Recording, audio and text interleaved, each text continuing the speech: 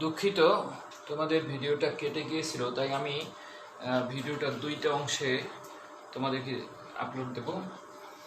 2 নম্বর প্রশ্নের জন্য এখানে একটা চিত্র উপস্থাপন করেছি আমি।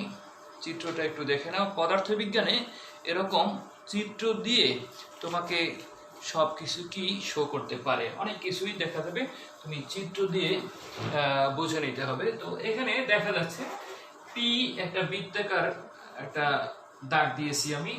তো বৃত্তাকার দাগ দ্বারা তুমি এখানে যেহেতু এম সমান 5 কেজি আছে, তুমি বুঝবা যে পি একটা বস্তু যার ভর হচ্ছে 5 কেজি। এখানে এফ বল প্রয়োগ করেছি, ইউ সমান 0 ছিল, তার মানে আদিবেগ 0, মানে এটা স্থির অবস্থান থেকে চলা শুরু করেছে। ভি সমান 40 কেজি, মানে বেগ হয়েছে 40 কেজি, এবং এটা এখানে 100 মিটার দূরত্ব অতিক্রম করেছে। আর ঘর্ষণ বল হচ্ছে 10 নিউটন, এইগুলো দিয়ে দিয়েছে। তা আমি প্রশ্ন লিখেছি যে বলের ঘাত কাকে বলে। একটু আগে আমি আগের ভিডিওতে, অর্থাৎ এই ভিডিওটা দুইটা পার্ট হয়ে গেছে, আমি একটা পার্ট করতে চেয়েছিলাম, মাঝখানে ভিডিওটা কেটে যাওয়ার কারণে দুইটা পার্ট হবে। সেখানে আমি দেখিয়েছি বলের ঘাত কাকে বলে। বলের ঘাত হচ্ছে বল এবং ক্রিয়াকালের গুণফল। আচ্ছা, সুইচ অফ করার সঙ্গে সঙ্গে বৈদ্যুতিক পাখা থেমে যায় না কেন?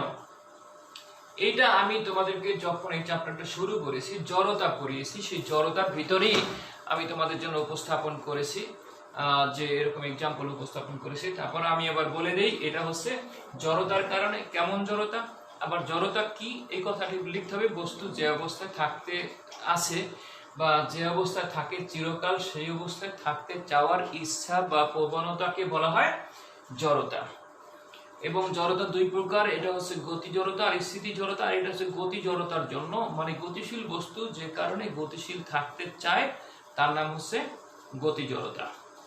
আর স্থিতিশীল বস্তু যে কারণে স্থিতিশীল থাকতে চায় তার নাম হচ্ছে স্থিতি জড়তা। গতি জড়তার কারণে এই বস্তুটা গতিশীল থাকতে চায়। তো এবারে গ নাম্বার বলছি এফ সমান সমান কত, বলের পরিমাণটা কত হবে সেটা তোমাকে আমি বের করতে বলেছি। তো বলের পরিমাণ কত হবে, বল বের করার জন্য ত্বরণ ম্যান্ডেটরি, অর্থাৎ ত্বরণ হচ্ছে আবশ্যক। তাহলে আমরা ত্বরণটা বের করে নেই। ত্বরণ একেবারেই সহজ। এখানে ইউ দেওয়া আছে, ভি দেওয়া আছে, এই দূরত্ব এস দেওয়া আছে, এই কয়টা রাশি দিয়ে আমরা এই বস্তুটার ত্বরণ বের করে নেব। বা কি কি দেওয়া আছে সেই বিষয়গুলো তুমি আগে যদি একটু উপস্থাপন করে নাও তাহলে তোমার একটু কাজ করতে সুবিধা হবে। অনেক ছাত্রছাত্রীদেরই কি কি দেওয়া আছে মানে প্রশ্ন না বুঝে কি দেওয়া আছে সেটা লেখে, তারপরে বুঝতে পারে না আসলে কি করতে হবে। আসলে তোমার কি দেওয়া আছে সেটা লিখে নাও, সেটা কিন্তু এটাও একটা বোঝার বিষয়। কি কি দেওয়া আছে, তোমার কি কি লাগবে, এখানে কি কি আছে, কি দ্বারা প্রকাশ করতে পারো, এটাও বোঝার বিষয়। কিন্তু তোমাকে মূল বিষয়টা বুঝতে হবে যে আমি এফ বের করতে বলেছি, এফ সমান সমান এম এ, কিন্তু এখানে ঘর্ষণ বলটাও কিন্তু কাজ করেছে। কাজেই তুমি F equal to M A লিখবা, সাথে কিন্তু এইটা যোগ করতে হবে। এফ বলতে এটাই বোঝায়, এই যে এফ বল প্রয়োগ করছো, এখানে কিন্তু এই বস্তুটা গড়িয়ে যাক আর যেভাবেই যাক, ঘর্ষণ তো হয়েছে, ঘর্ষণ ছাড়া তো বস্তু চলতে পারে না, ঘর্ষণ হবে, এবং সেই ঘর্ষণ বলটা অ্যাড করে নিতে হবে পরবর্তীতে। তাহলে আমরা লিখি এখানে গ নাম্বার, এখানে বস্তুর ভর m equal to 5 kg,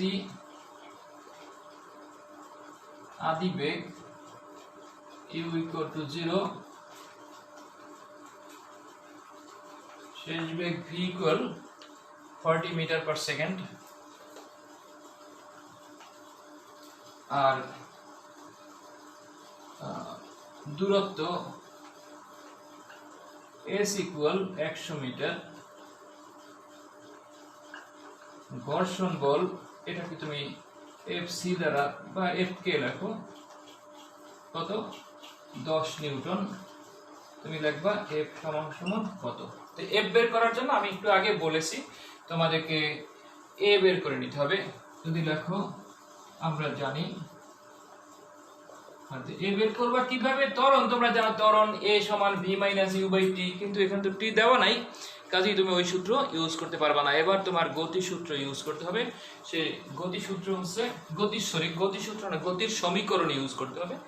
ধরো এই সমীকরণটা যদি ইউজ করো, v square equal to u square plus 2as, এখান থেকে v হচ্ছে কত 40 স্কয়ার ইকুয়াল, এটা 0 টু a ইন্টু s মানে কত 100 মিটার, বা এখানে কত হয় 200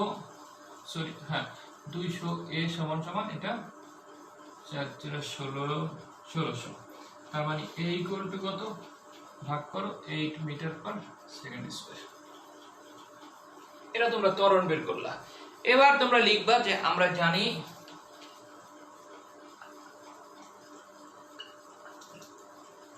f সমান সমান ma প্লাস এখানে ওইটা লিখে দিবা। এখানেই বোঝার বিষয়, অনেকেই এটা লিখবে না, জানে যে f সমান সমান ma, f সমান সমান ma বসিয়ে করে দিবে, মনে করবে যে হয়ে গেছে, আসলে তো হয় না। এবারে m এর মান বসাও কত 5 কেজি, এ হচ্ছে 8 যোগ হচ্ছে 10 নিউটন, তাতে কত হয় 5 আর 40 আর 10 50 নিউটন। এই হচ্ছে তোমার গ নম্বরের आंसर। f সমান সমান কত? f সমান সমান আমরা তাহলে কত পেলাম 50 নিউটন। এবার আমি প্রশ্ন দিয়েছি এখানে ঘ নাম্বার, 100 মিটার পথ অতিক্রম করার পর উপযুক্ত বল অপসারণ করলে বস্তুটি প্রথম থেকে সর্বমোট কত সময় পর, উপরে লিখেছি আমি প্রশ্নটার বাকি অংশ, কত সময় পর থেমে যাবে। আমি আবারও বলছি যে এখানে প্রশ্ন দিয়েছি আমি এটা, যে 100 মিটার পথ অতিক্রম করার পর উপযুক্ত বল অপসারণ করলে বস্তুটি প্রথম থেকে সর্বমোট কত সময় পর থেমে যাবে, তার মানে আমি এখানে টাইম বের করতে বলেছি, টাইমটা কত সেটা বের করতে বলেছি। এবার 100 মিটার পথ অতিক্রম করতে ধরো সময় লাগে t, এই কথাটা আমি আবার একটু লিখে নিলাম, ঠিক আছে। আর আদি বেগ এটা লাগবে, আমি এইখান থেকে করি, দেখো ঘ নাম্বার শুরু করলাম আমি এখানে। ঘ আদি বেগ u সমান 0, শেষ বেগ v সমান সমান 40, আর হচ্ছে আর কি দেওয়া ছিল ঘর্ষণ বল F সমান সমান কত, F কে সমান সমান 10 নিউটন, ঠিক আছে। আর তুমি যদি ধরে নাও যে ধরি 100 মিটার অতিক্রম করতে প্রয়োজনীয় সময়, আমি বলছি 100 মিটার পথ অতিক্রম করার পর বল প্রযুক্ত করলে 100 মিটার অতিক্রম করতে কতটুকু সময় লেগেছে সেইটাকে আগে ধরে নেব। ধরি 100 মিটার পথ, 100 মিটার দূরত্ব লেখো,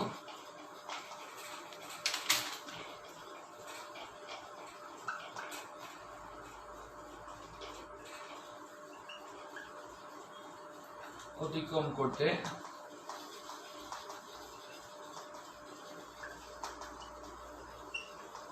প্রয়োজনীয় সময় t। আমরা ধরে নিলাম যে 100 মিটার পথ বা 100 মিটার দূরত্ব অতিক্রম করতে প্রয়োজনীয় সময় হচ্ছে t। এবারে s সমান সমান কত, তোমরা তো জানোই s সমান সমান u plus v by 2 into t, সেই সূত্র দিয়ে আমরা t এর মানটা একটু বের করে নিই। যে গতির দ্বিতীয় সমীকরণ,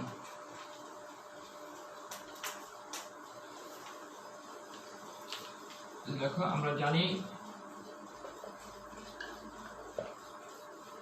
s equal u plus v by 2 into t, বা s মানে হচ্ছে 100, u হচ্ছে 0, v হচ্ছে 40, নিচে 2 ইন্টু t, তাতে কত আসে t ইকুয়াল, একটু হিসাব করে নাও, এখানে এটা কাটাকাটি করলে 20 t সমান 100, তার মানে t ইকুয়াল টু 5 সেকেন্ড। এই 5 সেকেন্ড সময় লাগবে 100 মিটার পথ অতিক্রম করতে। এবারে তুমি যদি বল অপসারণ করো, অপসারণ করার পর বস্তুটা তাহলে কিভাবে চলবে আমি প্রশ্ন দিয়েছিলাম যে 100 মিটার পথ অতিক্রম করার পর প্রযুক্ত বল অপসারণ করলে বস্তুটি প্রথম থেকে সর্বমোট কত সময় পরে থেমে যাবে। তো 100 মিটার পথ যদি অতিক্রম করে কয় সেকেন্ডে? 5 সেকেন্ডে।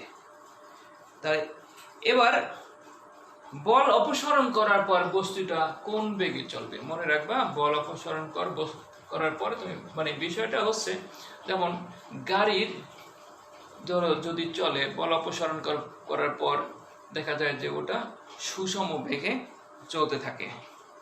যে বল এখানে আমি কি দিয়েছি, গাড়িতে বলি না, মানে একটা বস্তুতে বল প্রয়োগ করেছ, বল অপসারণ করার পর বস্তুটি সমবেগে চলতে থাকবে। কিন্তু এ সময় তাহলে সমবেগে যদি চলতে থাকে তাহলে গাড়িটা আবার থামবে কিভাবে? মনে করো যে একটা চাকা গড়িয়ে গড়িয়ে যাচ্ছে এরকম করে, মানে ঠেলা দিচ্ছ, ঠেলা দেওয়ার পরে এরকম এরকম করে যাচ্ছে, এখন ঠেলা দেওয়া মানে বন্ধ করে দাও, তারপরে তো গড়িয়ে গড়িয়ে আরো কত দূর যাবে। যাওয়ার পরে এটা থেমে যায় কেন? তুমি বলতে পারো সুষম বেগে চলতে থাকলে তো আজীবনই সুষম বেগে চলবে না। এটার যে ঘর্ষণ বল আছে গতির বিরুদ্ধে বাধার সৃষ্টি করে, ঘর্ষণ বলের কাজই হচ্ছে বাধা দানকারী বল। ওই ঘর্ষণ বলের কারণে ওইটা থেমে যাবে। ঠিক আছে, ঘর্ষণ বলের কারণে ওইটা মানে বস্তুটা থেমে যাবে। তাহলে এবার তোমরা লিখবা বল অপসারণ করার পর বস্তুটি সমবেগে চলতে থাকবে। বল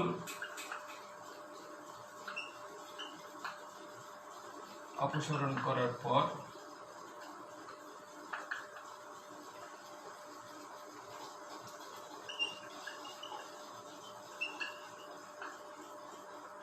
বস্তুটি সুষম বেগে বা সমবেগে চলতে থাকবে, কিন্তু এ সময় ঘর্ষণ বল গতির বিরুদ্ধে বাধার সৃষ্টি করবে। তাহলে তুমি বলতে পারো আগে যে শেষ বেগটা ছিল, ধরো এই বস্তুটা তো 100 মিটার গিয়েছে, এবার বল প্রয়োগ করা শেষ, এখানে বেগ ছিল 40 মিটার পার সেকেন্ড। তাহলে ধরো আরো এইটুকু যাবে, এইটুকু যাওয়ার পরে বেগটা শূন্য হয়ে যাবে। তাহলে এইটুকু পথের জন্য এই 40 মিটার পার সেকেন্ডটা হবে আদি বেগ। তাহলে আমরা এখানে এইটার জন্য লিখতে পারি যে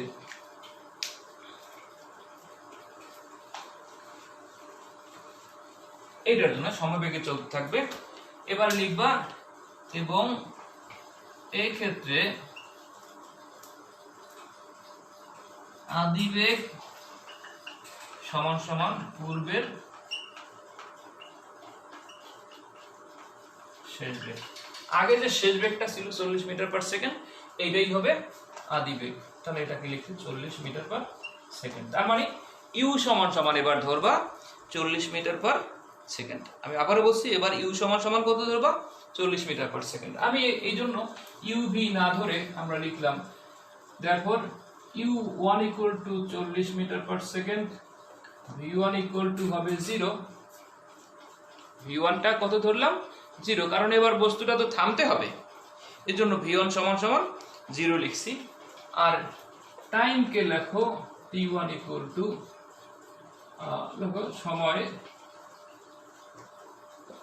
সময় t1 সমান সমান সময় সমান সমান t1 সেকেন্ড, এটা ধরে নাও। আর m সমান সমান মানে m মানে ভর, এটা তো আর পরিবর্তন হবে না, m সমান সমান 5 কেজি।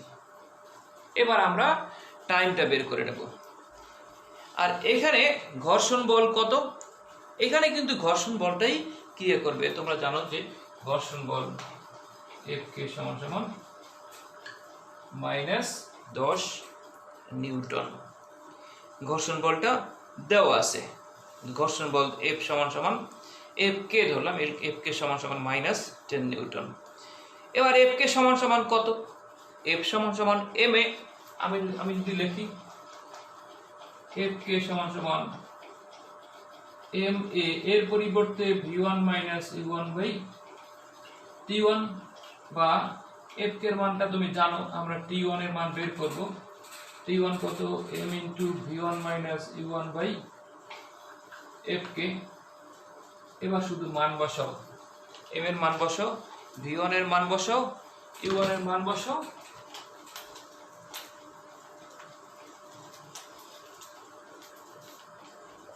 বা T1 ইকুয়াল টু m হচ্ছে 5 কেজি, V1 হচ্ছে কত 0, U1 কত 40 আর F কে তো -10 নিউটন। তার মানে উপরে কত থাকে দেখো 45 এর 200 আর -10 কত 20 সেকেন্ড। তাহলে আমরা পাইলাম যে পরবর্তী ওই অংশটুকু, এইটা ছিল 100 মিটার, 100 মিটার কত সময় লাগছে, 100 মিটার যেতে 5 সেকেন্ড সময় লেগেছে। আর পরবর্তীতে ওই অংশটুকু মানে শেষ বেগটা যখন শূন্য হবে তখন ওই অংশটুকু অতিক্রম করতে সময় লাগবে কত 20 সেকেন্ড। এবার তাহলে মোট অতিবাহিত সময় কত লিখব, মোট সময় ধরো t সমান t plus t1, that means t ছিল 5 সেকেন্ড আর t1 হচ্ছে 20 সেকেন্ড মানে 25 সেকেন্ড। এটাই আমি বের করতে বলেছি। আমি বলছি যে 100 মিটার অতিক্রম করার পর প্রযুক্ত বল অপসারণ করলে বস্তুটি প্রথম থেকে সর্বমোট কত সময় পরে থেমে যাবে, এটা গাণিতিকভাবে আমরা বিশ্লেষণ করলাম। এই হচ্ছে গিয়া এই ঘর্ষণ সংক্রান্ত বিষয় তোমাদেরকে আমি উপস্থাপন করলাম। তোমরা এই দেখবা যে বিভিন্ন সালে হঠাৎ করে দুই একটা বোর্ডে ঘর্ষণ সংশ্লিষ্ট কিছু প্রশ্ন দিয়েছে, প্রশ্নগুলোর সমাধান করবে, তাহলে তোমরা যে কোনো প্রশ্ন সলভ করতে পারবে। এবং এটা একটা স্ট্যান্ডার্ড প্রশ্ন, এই ধরনের প্রশ্ন বোর্ডে আসে। আর এই অনেকেই ঘর্ষণ বলটা যে একটু অংশ আছে মানে এটা যে যোগ করতে হবে বা এইটা অতিক্রম করলে পরে শেষ বেগটা শূন্য হয়ে যাবে, এই জিনিসটা সবাই বুঝতে পারে না। তো আমি আশা করব তোমরা ক্লিয়ার হয়েছো। কারো কোনো প্রবলেম থাকলে কমেন্ট বক্সে গিয়ে কমেন্ট করে আমাকে জানিয়ে দেবে। সেই পর্যন্ত সবাই ভালো থাকো। আসসালামু আলাইকুম ওয়া রাহমাতুল্লাহ।